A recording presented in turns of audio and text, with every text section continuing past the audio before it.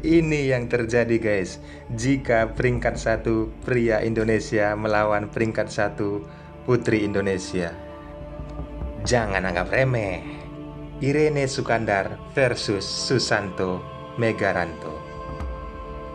Pertandingan ini berlangsung di Golden Sands Europe 2014. Kalian penasaran?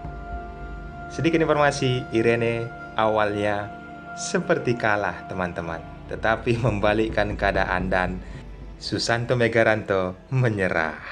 Langsung saja teman-teman, Irene Sukandar memegang bidak putih dan Susanto Megaranto memegang bidak hitam. Irene memulai dengan pion E 2 langkah dan Susanto membalas pion G 1 langkah. Terlihat Susanto seperti bertahan ya teman-teman. Melihat hal itu, Irene menaikkan pion D 2 langkah. Jelas-jelas pion center, pion D dan E, Irene sudah naikkan. Dan setelah Susanto menaikkan pion D 1 langkah, terbentuklah pembukaan Pierce Defense. Safety Defense, itulah yang dilakukan oleh Irene. Menaikkan pion tadi ya, pion H sudah naik 1 langkah, mengantisipasi pergerakan kuda. Dan kali ini Irene menaikkan kuda ke F3. Susanto melakukan rokade pendek, dan balasan dari Irene menaikkan gajah ke E3. Lalu Susanto menaikkan pion C 1 langkah agar pion center tetap terjaga ya teman-teman. Kali ini Irene menaikkan menteri ke D2 agar membuka jalur agar bisa melakukan rokade panjang. Tetapi belum tertebak teman-teman. Susanto di sini masih menerka-nerka apakah yang dilakukan oleh Irene. Makanya dia menaikkan pion B 2 langkah. Dan kali ini balasan Irene menaikkan gajah ke D3. Sampai langkah ini teman-teman, perhatikan teman-teman, 2 gajah dari Irene dan 2 kuda dari Irene itu sudah berada di jalur 3 teman-teman. Dan akhirnya dia melakukan rokade pendek. Cukup cerdik teman-teman yang dilakukan oleh Irene. Susanto juga melakukan pengembangan dari sayap menteri, dan kali ini Irene menaikkan pion A 2 langkah mengajak pertukaran. Lalu Susanto tidak mengindahkannya, melainkan mengancam kuda, dan kuda mundur ke E2 teman-teman. Lalu pergerakan Susanto mulai mengacaukan pion center ya teman-teman, dan kali ini Irene mengabaikannya, lebih mementingkan kuda ke G3. Dengan kata lain, setelah Susanto pukul pion, dan kali ini pion dipukul oleh gajah. Lihatlah langkah Susanto menaikkan pion A ya, berusaha mementokkan posisi jalur A dan fokus kepada center. Dan kali ini benteng telah bergeser masing-masing kedua pemain, dan Irene menjuru ke rencana awalnya teman-teman. Ini danger position bagi hitam. Karena apa teman-teman? Pion H ini dinaikkan tidak memikirkan pertahanan putih, tetapi lebih memikirkan serangan yang akan dilancarkan. Susanto merasa tidak nyaman teman-teman dengan posisi gajah, makanya dia mengancam dan terpaksa gajah berlari ke H7. Tujuannya apa teman-teman? Kok bisa ke situ larinya gitu ya? Jadi supaya mengamankan agar tidak jadi pertukaran gajah yang dimiliki oleh Irene. Dia sayang sekali dengan gajahnya teman-teman, makanya dia menjauhkan. Dan kali ini pertukaran pion terjadi di jalur center, dan gajah pukul pion, dan lihat langkah yang dilakukan oleh Irene. Tetap fokus dengan rencana awal teman-teman, menaikkan pion H. Catatan teman-teman, jika pion H ini terus maju teman-teman, maka pertahanan hitam bisa dibilang akan mulai retak. Dan kali ini benteng mengusir posisi gajah, karena ini yang akan berbahaya teman-teman. Ya, seperti ini posisinya telah digandengkan dengan menteri. Walaupun Irene menyadari hal ini teman-teman, dia mengabaikan perwiranya akan tumbang. Dan kali ini pengancaman terjadi, tetapi tujuan awalnya sudah tercapai teman-teman. Pion hanya sudah menduduki posisi yang nyaman di H6.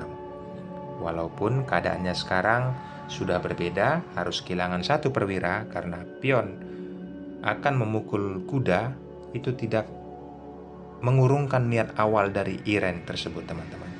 Dan kali ini benar saja kuda dilancarkan untuk memperkuat lini penyerangan. Perhatikan teman-teman, posisi pion H yang sangat strategis.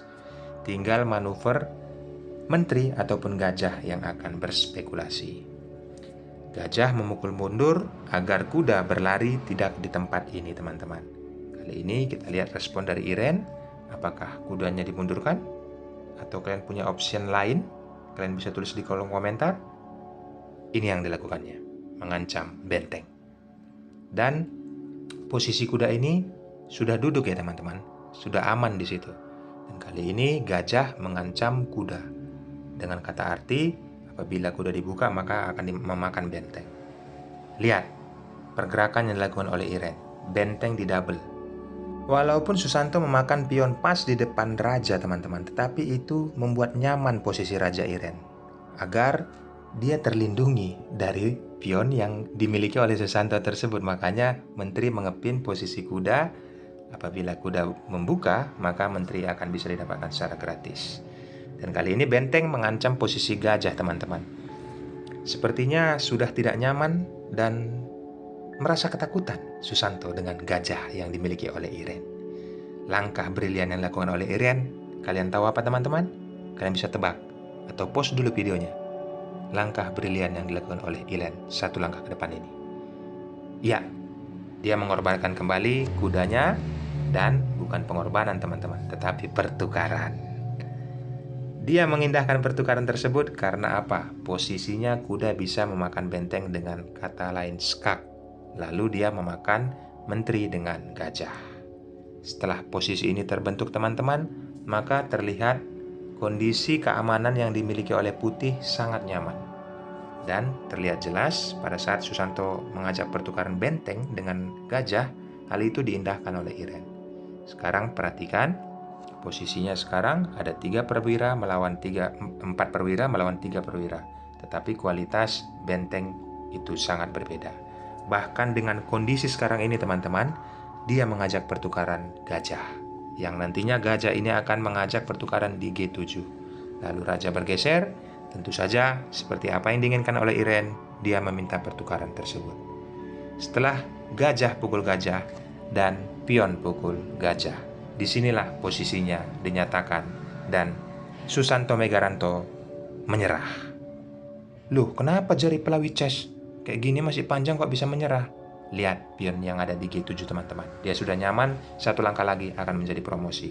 Apabila kuda ke H5, maka dia promosi. Apa yang bisa membendung dia mungkin bisa diambil teman-teman. Tetapi kondisi sekarang ini sudah tidak memungkinkan untuk hitam bisa remis apalagi menang. Itulah bedanya apabila kita berspektif pemikiran yang logis teman-teman.